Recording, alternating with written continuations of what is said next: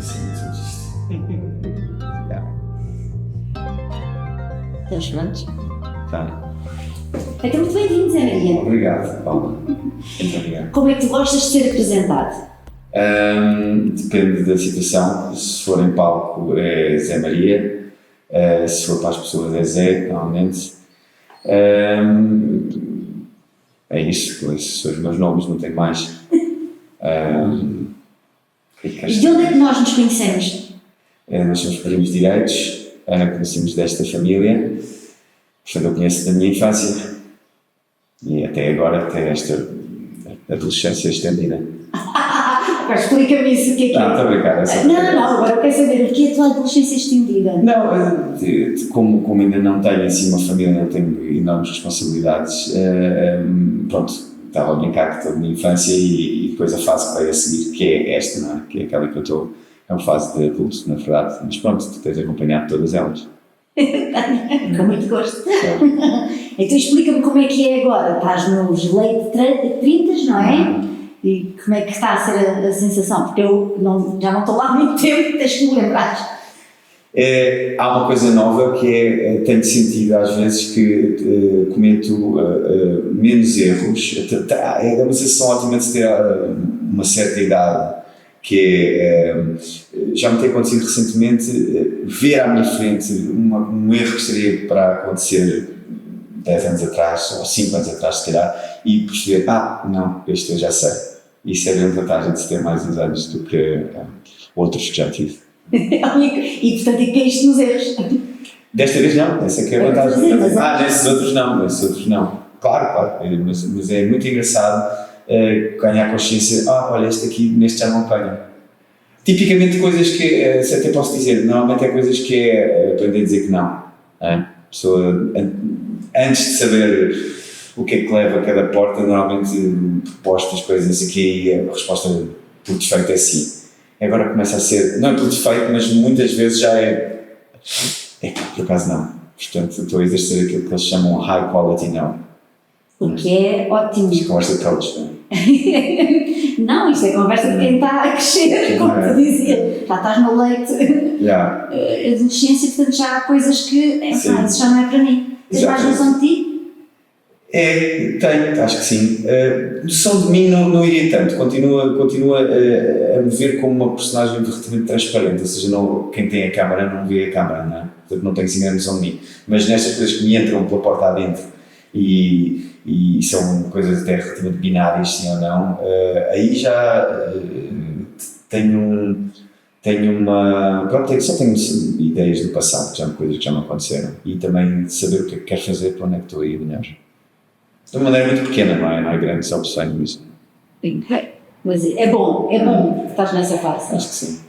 E no entanto, tu estás com duas atividades ao mesmo tempo, isto sobre dizer que sim ou não. Como é que são diferentes, bastante diferentes. Até mais do que duas, mas eu gosto de brincar, e portanto são diferentes brincadeiras, mas é sempre a ideia, aquilo que une. Bom, há uma que não tem tanto essa ideia, mas vem daí, que é, pronto, fazer software development, engineering, programação informática, como se diz em Portugal. Isso é um trabalho, mas também parte de eu ter curiosidade e gostar de brincar com as coisas. Depois tenho a música, que no fundo é querer brincar com os meus amigos de uma maneira séria.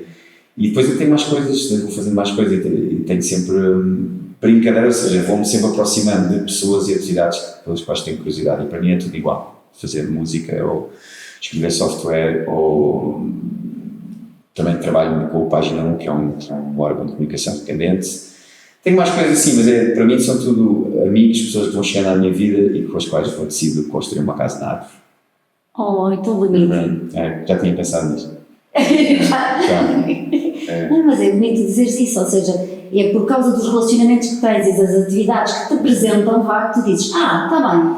Bom, talvez que a semente seja um bocadinho mais abstrata e menos humana, que eu gosto também, eu gosto de assuntos, mas depois normalmente me levam a certas comunidades, a certas grupos de pessoas que depois o que é giro é abordar esses assuntos e esses desafios em conjunto. Isso sem dúvida que é interessante. E tu conta um bocadinho da Página 1. Que missão é essa?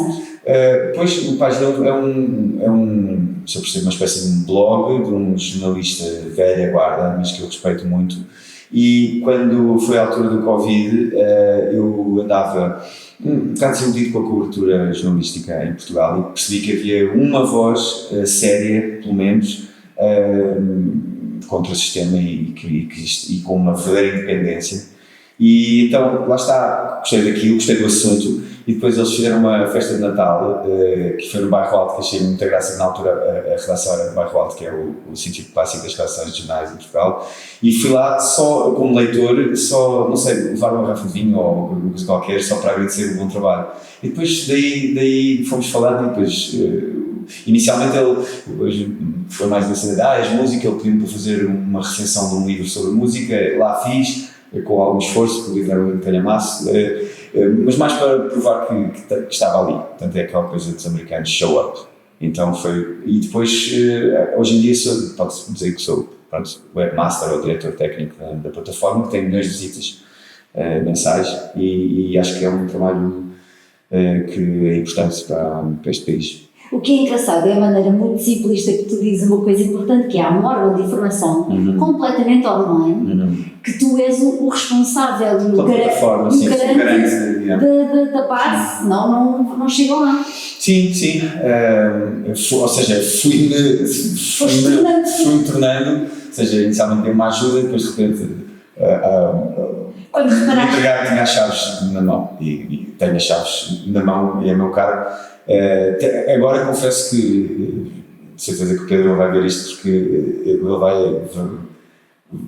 Ou seja, o meu grau de envolvimento. Não, envolvimento é total, e falo todas as semanas com o Pedro e estou sempre a correr tudo, mas agora não tenho posto tantas horas quantas aquilo mereceria, mas também estou a lançar as bases para que de uma maneira organizada mais pessoas possam colaborar, até porque o jornal é desenvolvido em open source, ou seja, o código do jornal está todo disponível no GitHub online, o que permite que qualquer pessoa, olha o teu filho, por exemplo, se quiser contribuir e ajudar, o teu filho Francisco também está a dar os primeiros passos no software development, também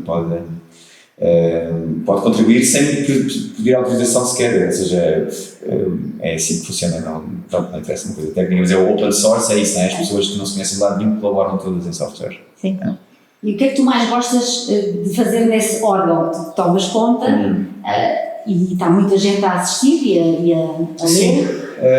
Não, eu só quero permitir que, com o mínimo de fricção possível, aqueles jornalistas façam o trabalho deles, porque eu sei de perto que aquilo dá muito trabalho a fazer, eles fazem um jornalismo verdadeiro de investigação completamente independente, isso requer horas e noitadas e ir atrás das coisas quando as portas se fecham, então isso consome-nos muito tempo, e eu quero que eles não tenham que estar ou seja, o que eu quero mesmo, o que eu quero mesmo com aquilo é permitir que as histórias que eles publicam saiam, porque eu quero delas, e outros também já sei que querem ler, é só isso. E acho que se eu teria sido, por exemplo, a minha experiência durante esses tempos controlados da pandemia, mas não só, teria sido diferente se eu não tivesse tido alguém com a cabeça dura o suficiente para fazer aquela coisa que eles fazem muitas vezes, que é pedir a confirmação das fontes. Não, mas aquela coisa que é a lei de acesso a dados administrativos, e que é preciso peticionar os órgãos públicos a muito custo, e muitas vezes expô-los em tribunal para que eles revelem informação que na verdade devia ser completamente pública, e portanto lá está, e também há um advogado também colabora com o Página que faz esse trabalho largamente para o bom, e pronto, isso prova que... Isso é que é bom, é ver a cidadania a funcionar. Claro. E no meu caso, acho que eu tento, humildemente, cobrir ângulos mortos, ou seja, aquilo onde não está ninguém, que foi o que o Pedro fez, no fundo foi o que o Paz não fez, foi cobrir um ângulo morto, e eu quero potenciar isso, porque há coisas que é óbvio que é preciso ajudar, e pronto, eu por acaso tenho maior atração por aquelas que menos gente dá atenção. Sim, é esse o teu foco, é onde é que eu posso ajudar a fazer a diferença. Mais ninguém está lá. Sim. Isso acho graça, sim. Até porque ninguém me chateia, depois sim posso ser da minha maneira. Exatamente, também há esse lado. Mas tu aí unes as duas atividades, que estás a dar esse apoio, mas enquanto software engineer. Como é que isso surgiu na tua vida? Eu sei que primeiro foste para a faculdade de Engenharia Informática e não a fizeste. Na verdade foi eletrotécnica e computadores. Treino. Yeah. E não a fizeste? Não, saí logo, estava a começar a tocar música e, sei lá, aquilo dava muito trabalho, basicamente. Eu também tenho... És muito novinho, não é? Sim, e sou no geral muito preguiçoso. Sou muito preguiçoso, aquilo a seguir ao primeiro semestre, não é? Quando começa a apertar e eu tiro o chapéu às pessoas que conseguem fazer aquele curso naquela escola, que é nova, a FCT, não é? Sim. Tiro o chapéu às pessoas que conseguem. Sim. Mas depois voltaste à área mais tarde. Pois. Porque eu sempre dei por mim, isto acontece sempre assim, que é, ao longo dos anos, dei por mim, sem querer, sem nenhuma razão, a gravitar para, eu gostava de conseguir escrever um programa de computador, que nunca consegui, porque nunca cheguei, quer dizer, na escola consegue-se, mas depois a realidade, consegui fazer isso no dia-a-dia é diferente. E então dei por mim ao longo dos anos a ter vários começos falsos, várias partidas falsas de, tinha uma ideia que gostava de fazer, depois lá fui procurar e não tive a perseverança de chegar até ao fim. Porque é uma coisa, o problema de se aprender a programar é que nós não programamos no vácuo, programamos para um sistema e entender como é que se faz um programa é fácil, mas como é que é a mecânica de como é que isto me aparece no telemóvel, no final de contas. Isso é mais complicado porque envolve várias plataformas e várias coisas, e isso é que só se aprende, não é só se aprende na escola, até na escola não se aprende tanto se calhar, mas aprende-se trabalhando ou fazendo um curso como eu fiz, que foi aquele bootcamp, o Iron Hack, que eu nem sei se ainda existe, mas por exemplo que existe. É engraçado porque em vez de fazer licenciatura acabas de fazer um curso técnico. Agora há muito esta discussão entre interessa-os o ensino superior, ou ele está ou não desfasado com as necessidades do mercado de trabalho, ou interessa fazer cursos mais técnicos e práticos que põem as pessoas logo no mercado, como te aconteceu a ti. Sim, e uma coisa que eu percebi é que mesmo fazendo a universidade nos outros países, e isso é uma coisa que não se fala muito aqui, nos outros países com nível de desenvolvimento económico bem maior do que o nosso, as pessoas, os jovens, praticamente todos trabalham antes de começarem o seu grande curso. Praticamente todos já tiveram alguma experiência profissional, seja liceu, já vão trabalhando nas coisas, mesmo gente de boas famílias que não precisa, mas é uma prática comum. E, por exemplo, se não for antes de entrarem para a licenciatura, seguramente antes de entrar para o mestrado. Porque, de facto, só com muita sorte é que a pessoa, sem perceber o que é o mundo, consegue perceber o que é que quer fazer nele. Então, lá, as pessoas tipicamente fazem um internship qualquer, um estágio qualquer, ao calhas, ou porque era perto de casa, ou outra coisa qualquer, e depois, por exemplo, só dentro de uma empresa já se consegue perceber várias funções e várias aptidões e vários chamamentos. E, portanto, todos cai errado. Eu sinto que estamos a prolongar cada vez mais o afastamento e o tempo para entrarem no mundo real, o que faz com que sejam piores estudantes, patinam mais. Não, e nem sequer sabem porque é que estão a fazer uma coisa, na verdade. Não sabem a razão, patinam mais, desinteressam-se e depois quando chegam lá não bate nada certo com aquilo. Se calhar imaginar que tiveram muitos anos à espera. Eu acho que é porque as universidades em Portugal, a coisa de ser doutor, portanto, o paradigma do universitário em Portugal era o doutor de Coimbra, não é? Era o tipo que conseguia, ou porque tinha posses para isso, ou porque, pronto, no fundo era isso, era sinalizável que a família tinha possibilidades para pôr em Coimbra, estudar Direito ou Medicina. E então, a experiência universitária que está na cabeça das pessoas é, de facto, os pais conseguiram e agora oferecem uma coisa que é sinalizadora de status e pronto, e também garante, supostamente, de uma carreira sem sobressaltos. E, portanto, é este bloco que as famílias quiseram trazer para os seus descendentes. E então é isso, ele vai para a universidade, tem um carro, vai para a universidade, pode ser fora do sítio onde os pais vivem ou não, e pronto, é este bloco que é oferecido monoliticamente e pronto, e isto é inflexível. E depois acabam pôr pessoas lá. Porquê? Porque sim, porque é o que se faz e porque isso significa que estamos bem. Sim, no teu caso fizeste completamente diferente. Que é, entraste, aquilo não te disse muito, já estavas a começar a tocar música e o que é que foste fazer na altura? Mas na mesma, sim, tudo bem, mas nesse aspecto de dependência e de de me ser oferecido em bloco também foi igual. Só que foram vários blocos e tive ainda a suprema sorte de poder mudar e escolher vários blocos. Mas se tivesse sido deixado mais à minha sorte, teria sido bem, não sei o que é que teria sido. No meu caso não posso queixar, mas para muita gente acredito que era melhor. Acredito que era mais justo. Sim, É mais giro porque depois tu vês, lá na minha empresa, na empresa onde fiz o estágio, há uma pessoa que faz uma coisa que eu acho que é espetacular. O que é que eu preciso de fazer para já, enquanto tive essa pessoa tipicamente na empresa, até vou ter essa interface mais próxima, mas depois posso cheio de vontade ir tentar ir buscar o que é preciso para isso acontecer. Sim, seria mais por vontade, por curiosidade, ativar a curiosidade e a vontade, é melhor do que a obrigatoriedade. Por exemplo, isso a minha mãe é um bom exemplo. A minha mãe não lhe foi dado, não por razões, não por razões económicas, mas por razões familiares, não lhe foi dado esse bloco que é, e pronto, na altura as raparigas também não se dava tanto, nos anos 50, 60. Era para ir casar. Pronto, então não lhe foi dado isso.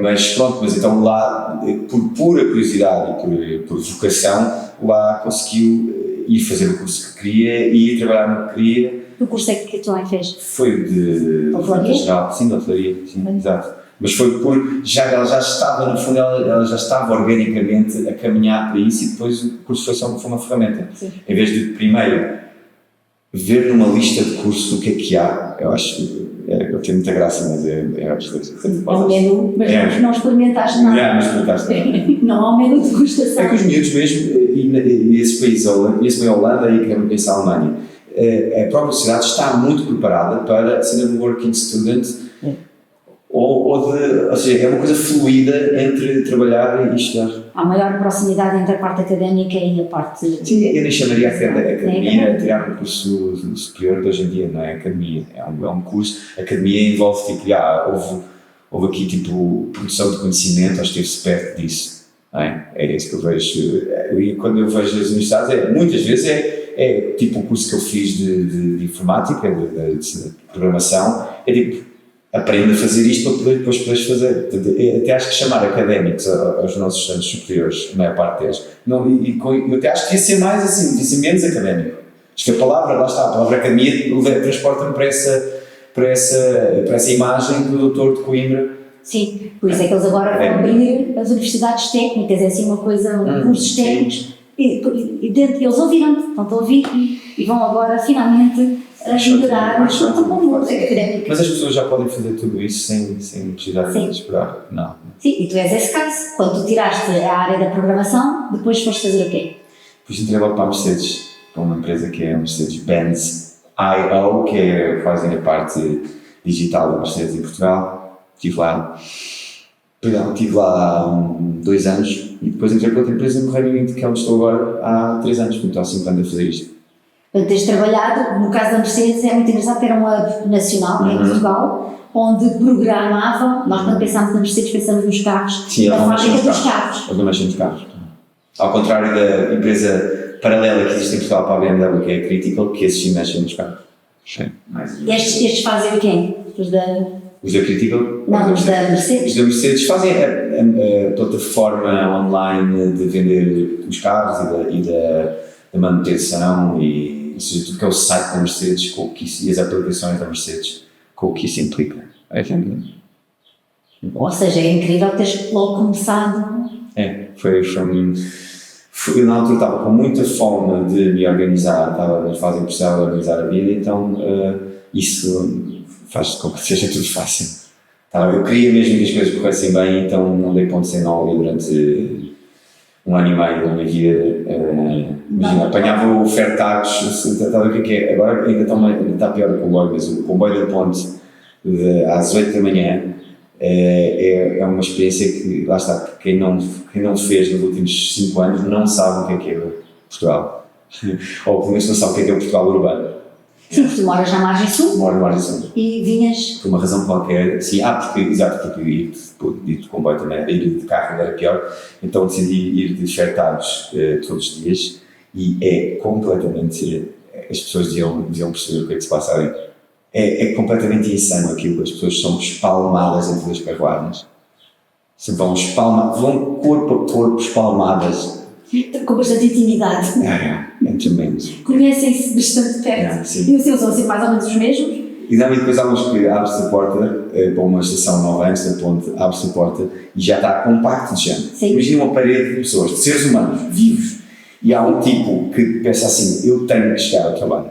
E está do lado de fora. E eu vi isto a acontecer. Pega na mochila e utiliza a mochila como... Ou seja, não foi com as mãos, também usa a mochila como utensílio para empurrar as pessoas, para ganhar um espaço, para pôr lá tudo. Vamos embora.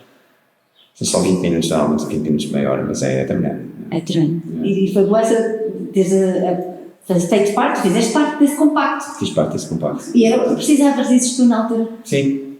Na altura tinha que ser feito porque era para conseguir estar num curso a horas e não sei o quê. E é engraçado estás a dizer... Eu sofri muito. Tu não sabeste nada, mas tem graça a dizer que estava a precisar de estrutura isso e foste trabalhar com uma empresa alemã. Quer dizer, não podia ser... E arranjei uma namorada alemã. Exatamente. Tudo. Mas eu sou muito assim. A fase em que precisas de estrutura é alemãs. Fase não, foi só uma fase. Foi a minha única fase estruturada. Tirar o curso, entrar no Mercedes e dar alguns primeiros tempos mesmo à maluca. E hoje em dia isso é uma coisa que eu sei que se voltar a precisar de fazer isso, faço. E às vezes faço, mas não estou nessa fase de hoje. E agora estás numa experiência que trabalhas à distância, porque os teus colegas e tudo, é tudo Reino Unido. E é um site que também é uma área... Sim, é um site como se fosse um Airbnb, só que faz as melhores casas do mundo. É uma empresa muito engraçada, as pessoas são muito giras, são muito boas de trabalhar. Uma empresa pequena, tem mais 40 pessoas, sede em Londres, vou lá 2, 3 vezes por ano, é impecável, não posso queixar. Portanto, primeiro aquilo deve ser muito bom, estás sempre a visitar casas de luxo. Sim, mas eu uso sempre as mesmas 2 ou 3 para testar. É uma em Corfu, a minha, quer dizer, não é de luxo, mas que está lá, que é uma casa nos Açores que eu tenho, e uma em Londres. Eu uso sempre as mesmas 3 casas.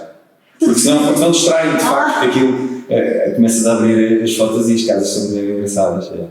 Sim. Uso sempre as mesmas 3 casas, que eu já conheço bem essas casas, então se houver alguma coisa da casa, eu já percebo logo. Mas isto é tão... Vamos falar da música. Vamos falar da música, sim. Vamos. Estudaste desde pequenino, vá. Isso também é preciso estrutura. Não, mas eu pequenino não, eu estudava, não. Tinha aulas de piano, não fazia nada por isso. Em pequenino, não. Depois, quando me interessei mais, foi quando entrei para a banda filarmónica, que é uma coisa espetacular, ali em Almada. Aí comecei, houve um dia que o meu pai me Natal uma versão de saxofone, já não foi o primeiro, foi o segundo, mas ainda estava mesmo a começar. Eu lembro perfeitamente que depois nós passávamos o Natal em casa, depois íamos para a casa dos pais da minha mãe, dos meus avós maternos, e levei o saxofone que me tinha acabado de ser dado, levei para essa viagem. E lembro perfeitamente de estar a família, a minha mãe, cá em baixo, pronto, celebrar o Natal, para aí 25 e 25 à tarde, eu lembro de ir para o quarto lá de cima, para um quarto lá em cima e fechar com o saxofone. E eu não sabia bem tocar, mas lembro-me quando saí cá para fora, não sei quanto tempo lá tive, quando saí cá para fora já consigo tocar saxofone. Quer dizer, rudimentarmente, mas não tive, estás a ver? Ou seja, isso é mais uma instância em que se prova que não há nada como a pessoa ter curiosidade para ela própria. Quando passei anos a ser obrigado a estudar piano e nunca fiz nada por isso. A diferença é essa, é quando tu vais porque tu queres, claro, ou porque alguém acha aquilo era bom para ti, não funciona. Há uma frase que é o homem supera todos os comos havendo um porquê. É boa, não é? Acho que é alemão. É alemão? Acho que é alemão. Já que sim. Mas tu aí não sabias bem o porquê. Foi pela curiosidade? Não sei, era algo novo, era porque era novo, era um instrumento diferente. Não, mas as crianças têm uma coisa, talvez não se consiga explicar por palavras, mas as crianças têm uma coisa, quando há uma coisa que lhes interessa, elas tipo, isto é para mim, não sei bem porquê, mas isto é para mim. Pronto, isso também. Sim, na banda filarmónica, o que é que tu tocavas? Saxofone. Já estava a começar, estava ali a dar bem os primeiros passos, isto se calhar foi antes disso, isso foi antes da Bela Fábrica. Já foi. Depois foste estudar saxofone para a Holanda. Fui e voltei aí. Fui 2 vezes. Primeiro entrei no consultório de Amsterdão, eu tinha pai 19 anos, e e depois estive lá uns meses e consegui convencer a mim próprio que não gostava daquilo. Foi completamente, foi por razões completamente estúpidas, e claro que aquilo era ótimo. Voltei, depois tive assim um tempo assim meio perdido, uns meses perdido, depois abriu cá em Lisboa o curso superior de jazz, na Superior de Música de Lisboa, eu entrei, fiz essa licenciatura e depois estava mesmo a acabar e já não sabia o que ia fazer, confesso que estava um bocadinho perdido na música e veio cá um amigo meu que tinha ido comigo na altura, da primeira vez, e lá tinha ficado, mas tinha ido para outra escola e para outros professores e veio-me cá dizer, olha, eu sei que a primeira vez não correu bem, mas há lá um professor que é a tua cara e tu tens que ir para lá e tens que experimentar. E lá fui com ele, fui ter uma aula com esse professor em casa dele, aliás fui assistir a aula com o meu amigo com esse professor e depois ele deu-me uma aula, tocámos, e foi das coisas mais incríveis da minha vida essa aula. E depois de cá para baixo estava a chorar de perceber que alguém percebia e que tinha encontrado o meu lugar. E depois, pronto, esse foi o meu professor de mestrado, que é das pessoas mais importantes de informação. Como é que ele se chama? Simão Richter. E porquê que ele era a tua cara? Há por vários sets de razões. Musicalmente ele tem uma humildade e um conservadorismo que depois é extremamente libertador, paradoxalmente. Ou seja, ele ao não ter sobre ele aquele peso que muitos músicos e muitos artistas têm, que é o de serem inovadores, ao não ter esse peso sobre ele, torna-se mais inovador do que todos os outros. Isso é um grande problema. Ou seja, ele gosta de seguir o que lá está, o que os outros compositores fizeram. Ele gosta de seguir, ele gosta muito disso, e então eu quero tocar isto. E depois essa simplicidade de eu quero tocar isto, que eu gosto, abre as outras portas todas, porque depois o resto depois acontece. E então a simplicidade com que ele aborda a música é muito bonita e permite-lhe ser um músico avançadíssimo e que faz coisas que mais ninguém consegue fazer, mas ele parte sempre de um grande respeito pela tradição e de um grande descomplexado de eu não estou aqui a fazer nada de especial, que é engraçado, que é os grandes músicos que eu percebo que fizeram isso, aliás, por exemplo o Bach, ele na altura era considerado um conservador e até, como é que se diz, até era démodé, o estilo do momento, já ninguém quase escrevia música no estilo que ele escrevia e ele só quis fazer o que achava que era bonito. Depois, mais tarde, 2 séculos mais tarde, veio-se a perceber que ele era o maior revolucionário, sim, que era mas ele na altura, as pessoas, isto já está a passar. Portanto, eu desconfio muito dessa coisa de querer inovar ou de querer. Primeiro deve-se começar por honrar o que está feito. Acho que sim. E ao honrar, vais muito mais à profundidade e ficas muito mais conhecedor. E depois, organicamente, se tiveres alguma coisa se tiveres a sorte de ter alguma coisa para dizer, que seja que nunca tinha sido dita, que nem sequer é assim tão importante, mas pronto, se isso acontecer, aconteceu. Mas é interessante porque tu estás a falar dos clássicos, mas depois, enquanto músico, tu tocas jazz. Como é que é essa... Sim, mas o jazz também tem uma tradição, e que também, por sua vez, descende em alguns aspectos totalmente da tradição europeia, ou seja, posso dizer que o jazz é a fusão, pode ser que é o ritmo africano com a harmonia europeia, assim de uma maneira muito crassa, mas já foi dito de maneiras elaboradas muito piores do que esta, eu acho. Portanto, os acordes, as escalas são não há nenhum acorde que tenha sido escrito no jazz que o Chopin ou o Liszt não tenha escrito, em termos de conjunto de notas. E depois toda a música, não é? Dessa fusão surge um espaço musical completamente diferente, mas por exemplo, aí está, e os músicos de jazz eram muito respeitadores, os grandes músicos de jazz eram bem respeitadores da harmonia clássica, tradicional europeia, e gostavam muito da música clássica. E todos começaram por aí? Isso já não sei, mas que percebiam que a estrutura lá a música deles, o jazz não é música africana. Há música africana, a música tradicional africana é interessantíssima, mas o jazz não é música africana, é música americana, não é? É a única forma de arte verdadeiramente americana. E por isso mesmo tem esses dois lados, a África e a Europa. O México enorme, até. Há que ter mais influências até.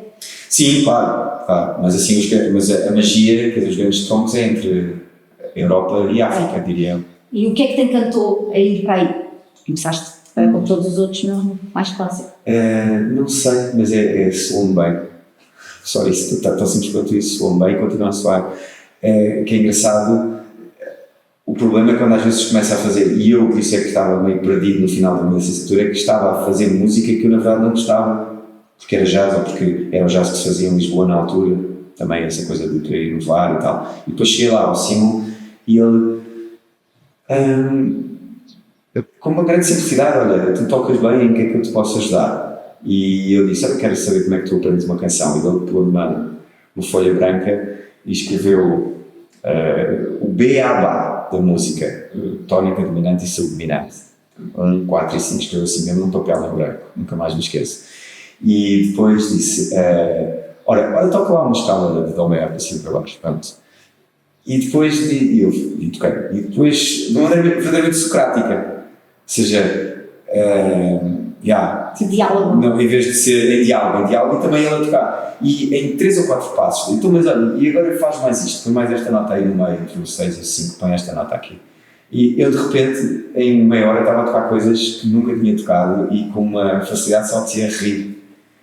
E depois vim cá abaixo e lembro-me, foi um dos momentos mais lindos da minha vida, acho eu, que depois estava a chover, como é normal na Holanda, e eu estava com esse meu grande amigo que é o Rodolfo e chorei muito, porque tipo, descobriste que bem, agora já sei onde é que eu posso aprender alguma coisa de maneira clara, sem feitiçarias. Sim, e ainda estiveste lá bastante tempo. Não, foi só 2 anos. Só? Como foi morar fora? Foi ótimo, mas foi ótimo. Sinceramente eu não me lembro assim muito de se gostava da Holanda ou não, porque eu estava tão absorvido em Estavas no mundo da música. Tu não estavas na Holanda, não aprendi holandês, infelizmente, porque toda a gente no conservatório falava inglês, porque éramos gente de muitos países. Fiz grandes amigos, que ainda hoje tenho, e aprendi um bocadinho de clareza. Portanto, eu hoje tenho algumas ferramentas para, tipo, algum desafio musical que me apareça, tenho assim, lembro-me, ainda hoje me lembro, eu quase todos os dias me lembro do meu professor, como é que ele toca. Por isso é a verdadeira definição do mestre, não é? Como há aqueles tipos na Índia que os gurus falam sempre dos seus gurus, sabes? Quando há um professor espiritual na Índia, ele fala muitas vezes do seu professor espiritual. Eu acho que isso é bonito, é uma coisa boa da música. E hoje em dia andas a tocar mais, porque isso também tem fases, não é? A música da tua vida também tem fases, não está sempre presente. Sim. E depois isso veio ligar, essa história veio ligar essa transformação e essa mudança de paradigma, entretanto também chegou a Lisboa e a Portugal. Quando eu saí, o jazz era uma coisa diferente daquilo que é, ou pelo menos o meu tipo de jazz que eu fui gostar lá na Holanda não estava tão representado cá, ou pelo menos não em comunidade. É claro que havia músicos ótimos, mas faziam cada uma a sua coisa e de repente alguns desses músicos ótimos tiveram também a generosidade de ensinar a uma nova geração aqui, abaixo de mim, aqui em Portugal. E quando eu voltei estava tudo diferente, ou estava-se a começar a mudar, e portanto agora passou-me a apetecer tocar mais jazz cá em Portugal, que é o que tenho feito. Ou seja, estou a aprender, porque esses miúdos estão num nível altíssimo e eu, pronto, sou sempre jack of all trades, estou sempre em várias coisas ao mesmo tempo, às vezes para fugir também com o rabo à seringa, outras vezes para, pronto, tenho vários interesses efetivamente, então dou por mim agora numa fase de querer seguir esses miúdos que estão numa fase, estão a tocar super bem, e portanto agora estou só a tocar jazz tradicional, em 2 ou 3 sítios em Lisboa pequeninos, mas com regularidade e a praticar em casa um bocadinho. Sim, porque precisa muita prática, não é? Para tu poderes... Sim, precisa alguma. Sim, precisa alguma e precisa de consistência. Eu agora estava numa fase boa, mas agora aqui há umas semanas parei de estar, então vou-me a cair tudo. Mas já se que isso é uma característica tua, não é? Há uma altura de mais coisa e depois... Mas com a música é difícil assim. Sim. A música é a única coisa que isso não dá tão bem para fazer. O que é engraçado, toda a gente, os desconhecedores, que é a maior parte das pessoas considera a música essa coisa que é um bocadinho para brincar, e eu acho que tem muito trabalho. Sério, essas pessoas dizem isso? Então não pode ir para música, o filho não pode ir para músico, quando eu acho que aquilo, primeiro é matemática. Eu achava que a música era largamente reconhecida como das artes mais técnicas e complexas. Mas que toda a gente acha que não tem saída e que não há outra trabalho. coisa. E que Isso não... está bem, isso pode ser outra coisa. Assim, eu por acaso acho que quem seja muito bom, eu não conheço ninguém que seja muito bom profissional em nada que não esteja ok. Imagina. Isto é aquilo que eles dizem hot take agora na América. Isto é um hot take. Eu não conheço uma pessoa talentosa e trabalhadora em qualquer área do human endeavor que não esteja ok. Portanto, é isso que é incluindo os músicos. Eu não conheço nenhum músico talentoso e trabalhador que não esteja ok. Não vou dizer que estão ricos, nenhum deles está. E a maior parte dos muito, muito bons estão bastante ok. Não conheço nenhum muito, muito bom, salvo algum que tenha um problema de personalidade, assim, mas mesmo assim, até dá, muitas vezes. Não conheço nenhum músico muito talentoso e trabalhador que saiba chegar a horas no sítio que não esteja ok na vida. Então, e agora como é que é com a tecnologia toda? Se ajuda, desajuda? Não é? É uma das A música, para mim, está fora por opção, já tenho que lidar com o computador assistente. A música que eu faço é nem amplificada, analógica, acústica, desamplificada, mais humana possível. Pronto, depois o resto está, pronto, as pessoas têm que saber que o mundo nos próximos 4 ou 5 anos, quem tem um trabalho de escritório, não vai ter. Ou então, se eu tiver, é porque está numa empresa que ainda não mudou. Um trabalho de escritório como é hoje em dia, infelizmente, inclusivamente o meu, as pessoas têm que perceber que uma pessoa que recebe mails a pedir propostas, depois faz uma proposta e faz um Excel e depois faz um PowerPoint e depois pede e-mails ao fornecedor para pôr na proposta e vê quanto é que tem que ganhar por cima a seguir. Essa pessoa que está a fazer isso, pá, até não é mau, mas, ou seja, coisas até mais específicas como aquilo que eu faço, que é escrever código para pronto, isso não tenho dúvida nenhuma que aquilo que eu faço, neste momento, posso ir mudando aquilo que eu faço neste momento, que já mudou bastante, mesmo assim daqui a 4, 5 anos não tem razão de existir. As pessoas têm que se concentrar nisso. Mas e o que é que tu achas? Vai haver outras coisas para fazer ou não? Por exemplo, não vai ser necessário estar a escrever código para o site ou para a plataforma que tu estás a fazer. E o que é que vai ser preciso? Eu acho que vai ser preciso muito menos coisas daquilo que nós chamávamos knowledge workers. Acho que vai ser preciso muito menos disso. Porque muito disso é coordenação e isso vem de borla quando se usa um sistema grande. Acho que... E o pior, para mim, acho que já falámos sobre isto, mas o pior para mim nem sequer é o que é que o ser humano está feito para fazer coisas porque é preciso serem feitas. E isso é um motor inicial e depois até descobre que gosta de as fazer sem serem precisas. Mas o pior que vai acontecer à cabeça das pessoas é quando já nem filmes for preciso ser feitos, porque eu digo assim, faz um filme assim tipo Perfume de Mulher, ele faz um outro filme igual ou melhor. E não me digam que não vai ser igual ou melhor, porque poemas, já disse aquela coisa, não é? Poemas, eles pegam em professores de literatura e poesia e dão-lhes 50 poemas, metade é feito com um cloud básico, ou a outra metade são poemas verdadeiros. E os professores de literatura do mundo inteiro não conseguem acertar mais do que mandar uma moeda ao ar. Quais é que são novos e quais é que são reinventados? Coisa que são, exato, não é reinventados, é coisa que já existiam, de obras da literatura, dos melhores poetas, desde que não os conheçam, quais é que não conseguem distinguir entre as melhores obras de poesia e uma coisa feita pelo cloud. Portanto, não me venham dizer que, portanto, e agora, e na música, neste momento o Spotify já está cheio de música totalmente feita pela inteligência artificial e as pessoas, está a chegar aos tops, e daqui a pouco tempo vai chegar aos tops. Portanto, quando já nem estas coisas que dá algum prazer fazer, for preciso fazer, o que é que acontece à psique humana? Quando o melhor filme não é preciso ser feito por humanos, ou seja, o problema é que é o lado quase terapia ocupacional dos trabalhos, que é muito bom para as pessoas terem um trabalho. O que é que acontece quando não precisamos de fazer esses? Não é os cavar batatas, é aqueles que nós sempre achámos que iam ser um pináculo da ocupação humana. Quando esses, nós tipo, já não consigo fazer tão bem como a máquina. O que é que isso faz à psique humana? Isso é que eu estou preocupado. Então, penso nisso. Ou seja, fala-se tão mal do trabalho, que horror e trabalhar, mas ele tinha um papel enorme na saúde, que tem ainda, não é? E eu acredito que haja uma data de tarefas, montes de tarefas, todas as que são repetitivas e só que se podem copiar, vão ser feitas por máquinas e não por nós. Fica então, o que é que nós vamos fazer? Pois, mas é que mesmo as não repetitivas, o problema é que as não repetitivas também são automatizar. Essa é que é a diferença entre o paradigma anterior, tipo a tecnologia até a inteligência artificial, que as máquinas aprenderem. Sim, porque nós tínhamos que dar input e agora nem precisamos de Sim, era uma coisa fixa, não se adaptava. Nós agora o que estamos a fazer é máquinas que se adaptam a situações novas, que é aquilo que nós que estávamos lá para fazer.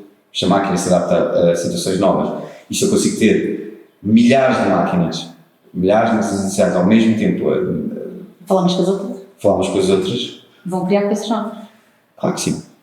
Porque nós também, quando dizemos coisas novas, também atenção àquilo que nós chamamos de coisas novas, nós também estamos sempre a recombinar o que já existe para fazer o novo, não é? Sim. As pessoas dizem, não, porque isto não faz nada de novo, isto está só a recombinar. Também, e tu, o que é que estás a fazer? Também estás só a recombinar. Estamos sempre. É. Nós somos sempre assentes numa base de todos os outros que já fizeram. Claro, portanto é a mesma coisa, está ali. Não só geneticamente, Claro. como depois em sociedade, em comunidade, não é? Fazemos nada. Então estás com essa coisa, o que é que vai acontecer à psique humana? E eu acho que tudo vai se tornar um bocadinho um terapia ocupacional. Ou seja, o importante é as pessoas que vão ter valores e disciplina suficiente para não estarem constantemente entretidas, ou seja, para que tudo não seja droga, não é? Que é, estou entretido, estou alimentado, tenho todas as minhas vontades saciadas facilmente, que é para além da comida. Um bocado de entretenimento. E sim, várias formas de entretenimento. Não, isso já nem um exercício, quer dizer, pronto, não sei. Pois é isso. O risco é esse. Nós fazemos exercício também para estarmos prontos para sermos chamados a entrar em ação. À medida que isso se torna menos necessário, é tudo, passamos a ser só espectadores de uma coisa que é posta à nossa frente. Portanto, é claro, isto é o que pode acontecer. As pessoas vão ter que ser mais fortes para dizer, eu quero fazer isto porque me dá prazer. Sim, ou seja... Mas já não vai ser pelo produto, o trabalho não vai ser pelo produto, o trabalho da música. Vai ser pelo que impacta em mim. Sim, e também pode ser que os outros estejam à minha volta prefiram comer o pão amassado por mim. Que é mais imperfeito. Mas vai saber melhor porque foi feito por ti. Não, e porque provavelmente assistir à experiência... Exato, mas provavelmente por assistir à experiência do pão. Por isso é que também a música, acho que a música gravada também não é assim tão grave para a música, porque a música, nós agora é que transformamos a música num produto nos últimos 100 anos ou 120, porque a música até lá era uma experiência comunitária e não tinha esta coisa de produzir música, que é uma coisa que fica e que depois as pessoas compram. Ou seja, era no ato e no momento. Era no ato. Tudo aquilo que for experiencial e experimentado no momento passa a ter um valor maior do que deixar para os outros. Exatamente, é um produto que fica estático ali, da mesma maneira que fica estático. Eu não estou ligado a quem eu fiz, né? Só o seu processo de fabrico, tanto pego no teu como pego no inteligência artificial, porque a inteligência artificial é sempre mais barato e melhor em muitos aspectos. Por isso é que eu também, musicalmente, pronto, por acaso estou a produzir um disco mas jurei quase que é o último, já é a segunda vez que juro que é o último, mas pronto, não acredito que... Não vou confiar em ti então. Mas não vai valer a pena passar muito tempo a fazer isso. O que as pessoas vão querer é estar em frente a alguém e ver essa comunidade de a pessoa a falar, a pessoa a tocar, exato. Faz suas experiências físicas, tudo o que for o mundo físico.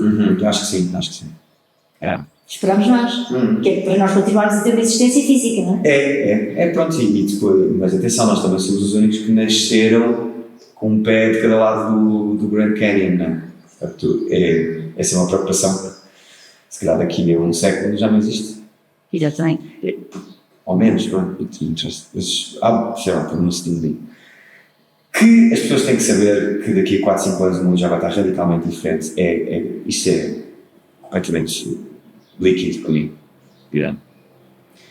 Pronto, e por isso é importante também nós percebemos que parte da nossa cultura é não negociável.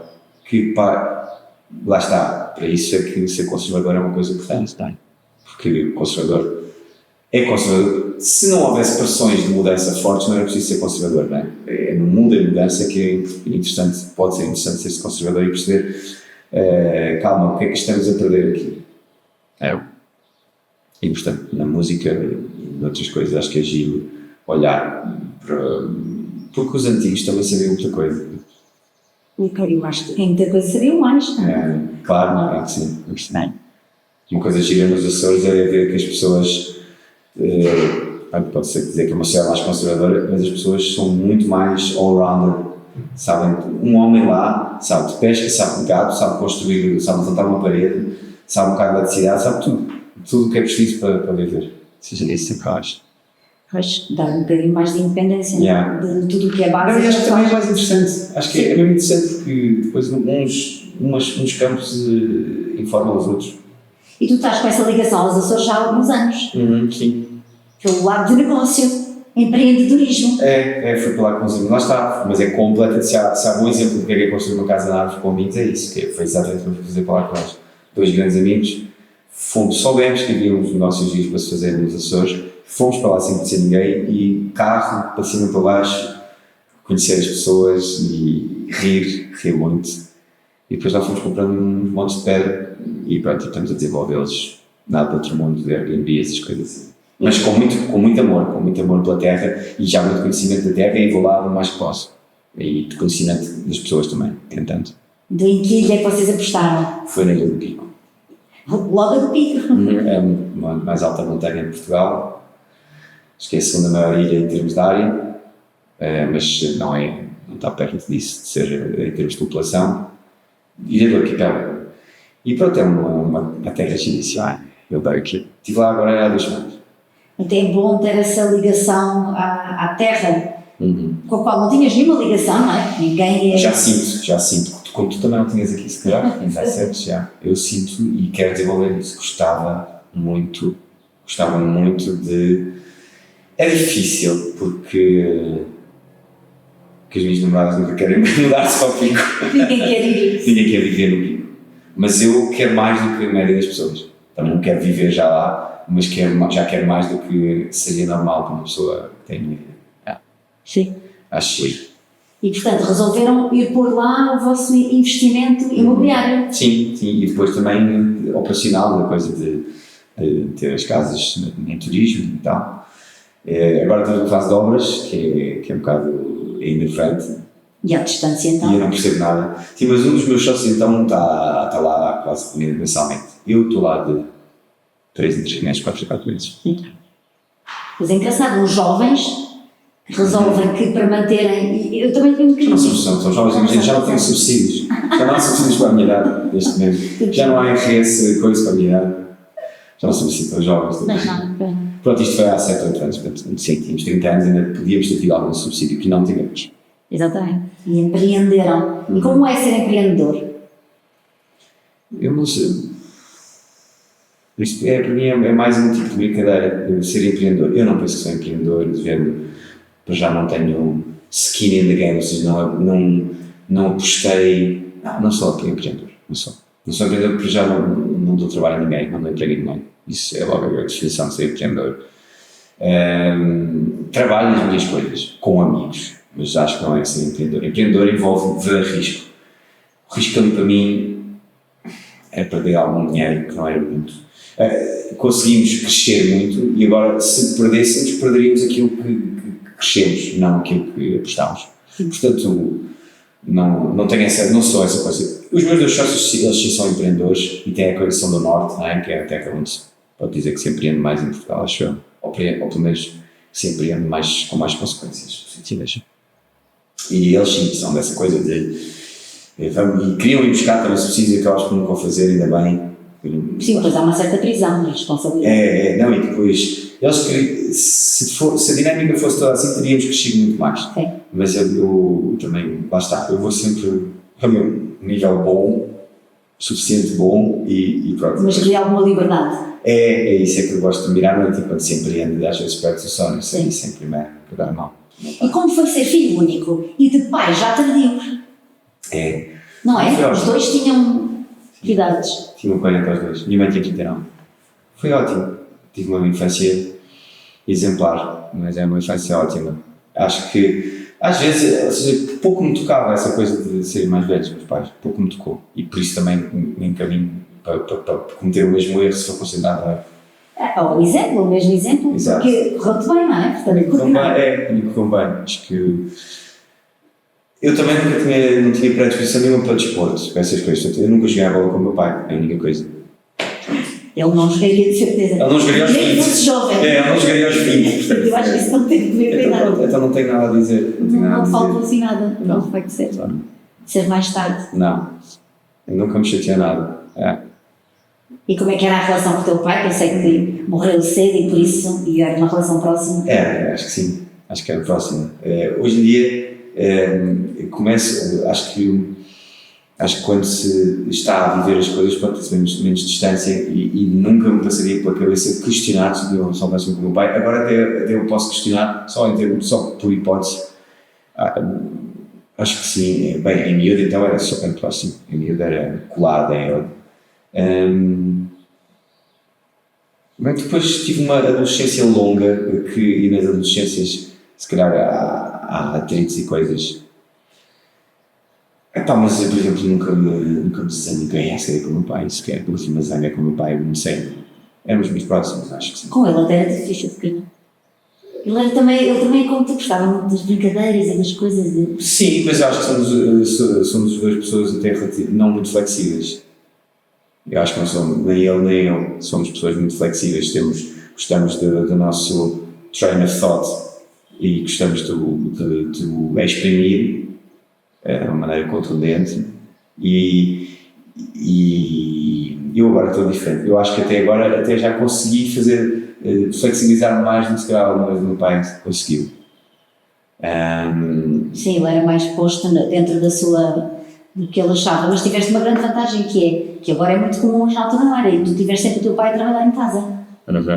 Engraçado isso, não é? Por acaso, e das coisas que eu aprendi... Ele tem uma empresa de revistas. Sim, e eu profissionalmente, lá está, apprenticeship, de alguns dos skills que mais me fizeram avançar na vida, aprendi-os informalmente ao lado do meu pai. Por exemplo, sim, redigir bem é importante. E o meu pai era muito bom, como tinha pouco tempo para aquilo, pegar num texto e meter para lá umas vírgulas e dizer esta frase está. E outra coisa, que pronto, isso é o teu bread and butter, mas tipo, a coisa de escrever bem, escrever claro, isso aprendi ao lado do meu pai, informalmente, mais do que qualquer escola. Pronto, assim, coisas sobre como é que funciona, como é que funciona o negócio, coisas muito básicas, mas lá está, isso é giro. Eu gostei. É a empresa mais pequena do mundo. 99% das empresas em Portugal são PMEs, são o P de PME, as pequenas, as micro, são micros. A maior parte delas até são só veículos para se pagar menos de impostos, e que é o meu caso. E são one person. Exatamente. São de autoemprego. Exatamente. A maior parte são de autoemprego. Exatamente. No caso do teu pai não, porque ele não, meu pai não. Contratou a irmã. Não, mais, até chegou a ter uma secretária lá. E tinha, pronto, ou seja, era uma empresa com uma atividade económica relevante, produzia uma coisa, não há dúvida disso, produzia alguma coisa. E isso foi diferente da relação, por exemplo, tu assististe os dois mundos, não é? O empresário em casa e a tua mãe que sempre trabalhou fora de casa. Eu se tivesse que escolher... fora de casa, pois fora de casa, isto é muito chato. Mas uma pessoa ter um patrão que lhe paga bem é a melhor coisa do mundo. Eu acho que é. Depois vem aquela coisa, depois posso fazer coisas, mas como eu já tinha os meus outlets criativos também assegurados, para a parte do trabalho, a parte do dinheiro, eu prefiro que seja ter o upside todo e não ter o down, não é todo, mas pronto, ter uma boa parte do upside e não ter o downside. Tu trabalhar por conta do outro, nem estás... É bom porque tenho a parte do dinheiro, nunca vou perder um cêntimo com aquela empresa. Sim. Tipo, eu não vou ganhar milhões porque os meus patrões podem vir a ganhar milhões. Sim, é verdade. Mas eu, para mim, só preciso de poder jantar fora todos os dias. Estás numa versão simplificada. Não, eu adoro, para mim ser rico é poder jantar fora todos os dias. Sim, não ter cozinhado, aliás, estamos com esse problema que é ninguém quer cozinhar e E eu não acho que se alimenta tão bem, não é? Sim. Mas eu vou restaurantes ótimos. Não estou a brincar. Tens o problema contrário. Não, eu até faço boas sopas. Adoro fazer sopas. Ou seja, como é que foste tu, que a tua mãe que é uma cozinheira extraordinária, Sim. uma dona de casa e um cuidado com todas as, com todos os pormenores, não é? Os detalhes de casa, e depois o rapaz. Pois é. E, pronto, e agora começo a ter mais algum brilho na coisa da casa. Então, dou por mim a entrar na Zara Home. sozinho. Que há tempos entrei na Zara Home sozinho. Portanto, só agora é que tu moras, não é? Tu tens casa própria, que também não é o mais comum, não é? Desde os teus quê? Desde que herdei com 26 anos. Portanto, de 10 anos de 10 anos. E agora é que entraste na Zara Home? Entrei na Zara Home. Não, já tinha entrado para oferecer presentes ou para coisa especial, mas eu de repente estou no shopping e digo: vou à Zara Home ver o que há. E comprei uma mantinha. Foi no inverno. Foi a primeira vez que fiz isso. Tiveste aquela sensação de gostei. O prazer que me deu trazer a mantinha. Não, é de decoração. Dobrada. Muito chique. Gosto do nome. E se só tiveres uma escolha, qual é a tua escolha? Este programa chama-se My Choice. Uma escolha. Ou seja, não é para dar a resposta dessa escolha. Não, ok, a escolha.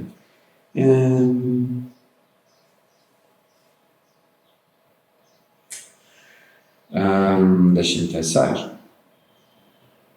Eu vou pensar o tempo que eu quiser. É isso, tempo para pensar. Aliás, o Seneca dizia que há 3 coisas que são precisas para a felicidade humana: é sustento, pode ser pão e um bocadinho de queijo, proximidade aos amigos, tem que ser diária, não é? Tem que ter amigos, tem que viver, rodear de amigos, e tempo para pensar.